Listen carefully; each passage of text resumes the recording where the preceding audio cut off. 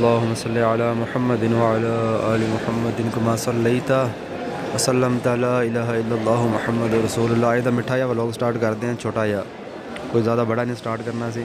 सुबह सुबह का मंजर तुहानूं दिखा रहा मैं हरम पाक दा, शायद तुसीं कदे ना देखा होवे। देखो माशाअल्लाह, अज तो फुल बटा फुल काम नहीं होया पिया माशाअल्लाह। अल्लाह दी बरकत चेक करो तुसीं। ये तो फिर तुहानूं पता जगह भी हो ना जिथे फिर हज़ारां लोग आते हैं माशाअल्लाह, हज़ारां की लखां करोड़ों में आते हैं यार। हज़ार तो बहुत कम है, गैस कर सकते हो तुसीं। अल्लाह के घर में कितनी आवाम है। अल्लाह ताला बुलांदा तो बंदा आंदा ना, इवें तो नहीं आ सकता।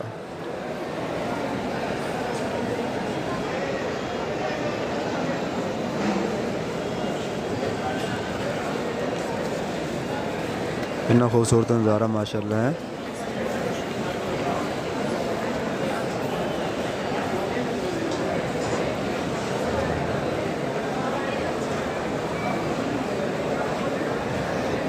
अल्लाह ताला तुहानूं अपने घर लेके आवे, तुहानूं हरम खाना काबे दा लाइव दीदार करावे। अल्लाह ताला तुहाडी परेशानियां दूर फरमावे। अल्लाह तुहाडे वास्ते एहसास पैदा करे, तुसीं भी आओ हरम पाक दा लाइव दीदार करो, दर मुस्तफ़ा दा लाइव दीदार करो आगे। अल्लाह ताला तुहाडियां परेशानियां दूर करे यार। अल्लाह ताला खसूसी दुआ बे औलादां वास्ते, अल्लाह ताला जिन्होंने या अल्लाह जिन्होंने बे औलाद ने उन्होंने नेक सालिह औलाद अता फरमा दे।